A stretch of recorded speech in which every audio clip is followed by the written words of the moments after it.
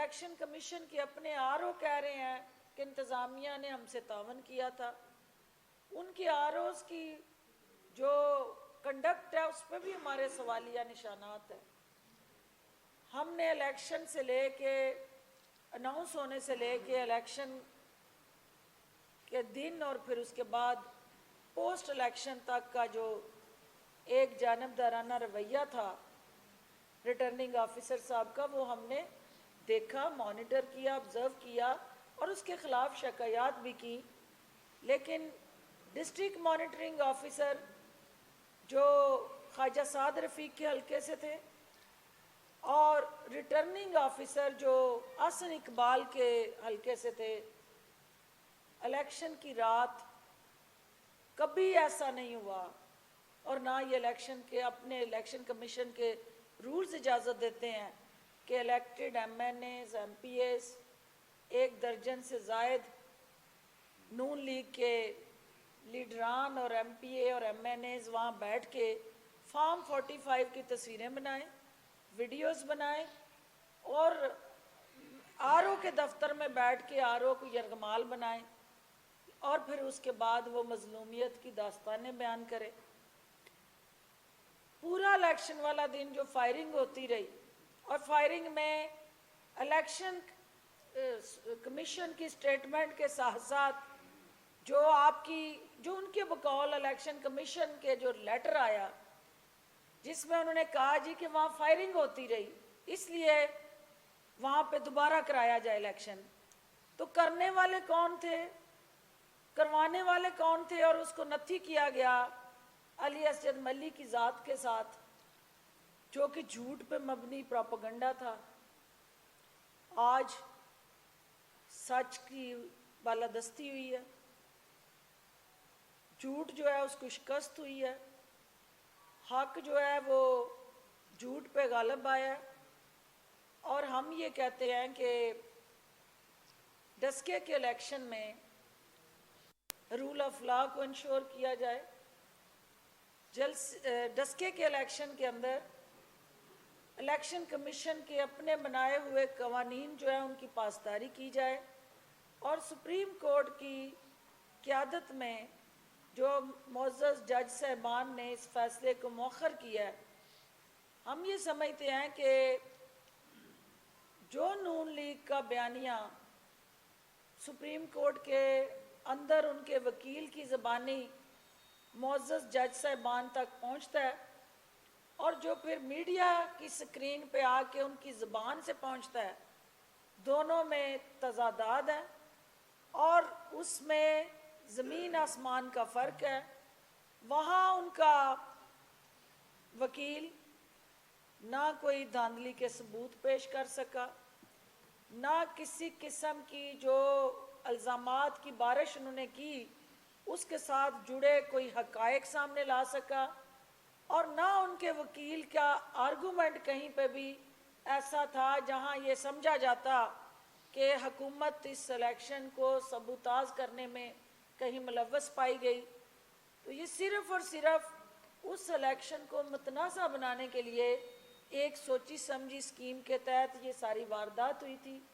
علی اسجد ملی جس نے اس حلقے سے الیکشن جیتا، اس کے الیکشن کے رزلٹ کو رکوانے کے لیے یہ نون لیگ نے کارستانی کی اور فکس میچ کر کے کچھ میڈیا کے ساتھ انہوں نے یہ کھیل کھیلا اور الیکشن کمیشن پہ دباؤ ڈالنے کے لیے جعلی راج کماری نے دھمکیاں دی اور اداروں کو یرغمال بنا کے اس الیکشن کو متنازع قرار دیا اور اس کے نتائج کو رکوایا اور ری پولنگ کے لیے الیکشن کمیشن کو مجبور کیا.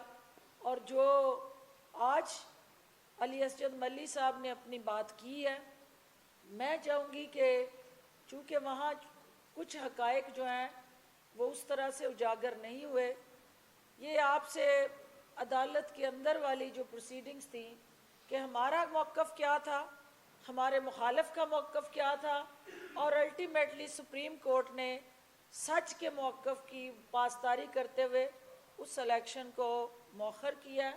تو علی اسجد ملی صاحب آپ بات کر کے ان کو ساتھیوں کو تھوڑا سا اپرائز کریں کہ کیا وہ حقیقتیں ہیں جن کو میڈیا کی زینت بنانا ضروری ہے تاکہ پرسیپشن اور ریالٹی جو ہے اس کو اکٹھا کیا جائے. پرسیپشن بنائی گئی کہ حکومت نے جان بوجھ کے یہ کیا ہے اور ریالٹی جو ہے سپریم کورٹ کے سامنے یکسر مختلف آئی. تو پرسیپشن اور ریالٹی کے گیپ کو آپ ڈیفائن کریں.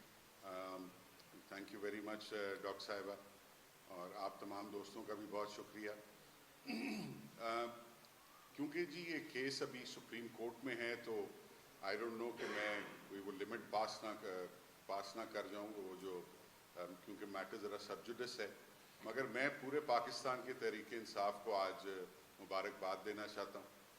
ون آف دا ریلیف جو ہم سارٹ کر رہے تھے سیک کر رہے تھے from supreme court of Pakistan, وہ یہ تھا کہ یہاں پہ اس آرڈر کو سسپینڈ کیا جائے الیکشن 10 تاریخ والا جو ہے تب تک جب تک سپریم کورٹ کے پروسیڈنگ جو ہے وہ کمپلیٹ نہیں ہو جاتی اور نیا آرڈر نہیں آ جاتا. آج اللہ تعالیٰ کی مہربانی سے الحمدللہ وہ آرڈر جو ہے وہ سسپینڈ ہو گیا. سپریم کورٹ نے بڑی کوشش بھی کی, ان کے وکیل کو کل سے وہ کوشش کر رہے تھے, کل بھی انہوں نے کہا آپ کنکلوڈ کریں, آج بھی 1.5-2 گھنٹے ان کو دیے اور پھر بھی ان کو کہا کنکلوڈ کریں. مگر ان کی نون لیگ کی یہ کوشش تھی کہ کسی نہ کسی طرح اس کو اتنا لنگر کیا جائے کہ یہ سارا پروسیس جو ہے وہ آگے ہو جائے. تو ہماری تو یہ پہلے ہی پلی تھی, اللہ تعالیٰ نے مہربانی کی. ان کو شاید لگ رہا تھا یا it was on the cards کہ یہ جو معاملہ ہے یہ پی ٹی آئی کے یا میرے حق میں جائے گا. تو اللہ تعالیٰ نے بڑی مہربانی کی. میں الیکشن کمیشن کے رویے سے تھوڑا سا ذرا پرپلیکسڈ ہوں, تھوڑا مجھے سمجھ نہیں آ رہی کہ وہ اتنی آگے جا کے پارٹی بن کے کیوں اتنی غیر جانبدار ہو کہ ان کو یہ بات کرنی چاہیے مگر وہ نہیں کر رہے. آج بھی ان کے وکیل نے ایک بیان وہاں پہ دیا کہ ہم نے ان کو موقع دیا تھا اپنے سارے وہاں پہ جمع کروانے کے لیے قواعد, اور ہم نے یو ایس پیز بھی دی تھی اور ہم نے پورا ان کو موقع دیا تھا, جو کہ سراسر غلط ہے. جی 23 تاریخ کو ہم وہاں پہ پیش ہوئے, 22 کو ہمیں نوٹس ملا اور اس کے اوپر لکھا ہوا تھا کہ 23 پولنگ اسٹیشن کی انکوائری کے لیے ہمیں بلایا جا رہا ہے. یہ بڑی سننے والی بات ہے جی, الیکشن کمیشن نے جو ہمارے ساتھ کیا. 23 پولنگ اسٹیشن کے لیے ہمیں بلایا ایک دن کے نوٹس پہ. ہم وہاں پہ پیش ہوئے جا کے پوچھنے کے جی آپ نے انکوائری کیا کرنی. جب ہم وہاں پہ پہنچے ہیں تو پتہ لگا کہ جی کچھ ویڈیو سامان اور وغیرہ وغیرہ جو نون لیگ نے ان کے ساتھ مل کے کیا یا کیسے کیا وہ انہوں نے وہاں پہ دیا. انہوں نے کہا جی آپ بھی ہمیں دے دیں. ہم نے کہا جی ہمیں تو پتہ ہی نہیں ہے کہ آپ نے کس لیے بلایا ہے, ہمیں تو صرف ایک نوٹس آیا ہے 1-2 لائنوں کا کہ جی 23 پولنگ اسٹیشنوں کی انکوائری کے لیے آپ کو بلایا, آگے آپ جیسے حکم کریں. انہوں نے کہا آپ جمع کرا دیں.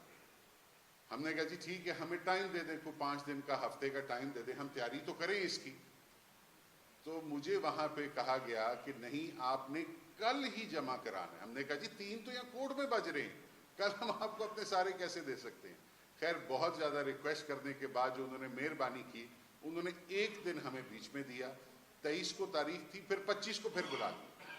25 تاریخ کو ہم حاضر ہوئے ہیں. ہم نے اپنے لائر جو ہیں وہ بدلے ہیں, وہ جو میکسیمم اس وقت دلیل دے سکے. ہمیں ابھی تک یہ نہیں پتہ لگ رہا تھا کہ یہ پورے حلقے کے اوپر بات جو ہے وہ چلی جائے گی. انہوں نے آ کے ایک درخواست وہاں پہ دی جو کہ نون لیگ نے وہاں پہ ایک درخواست دی یا بات کی کہ جی یہ پورے حلقے پہ ہونا چاہیے. وہ اس لیے انہوں نے کی کیونکہ ہمارے کپتان اور پرائم منسٹر نے ان کو چیلنج یہ دے دیا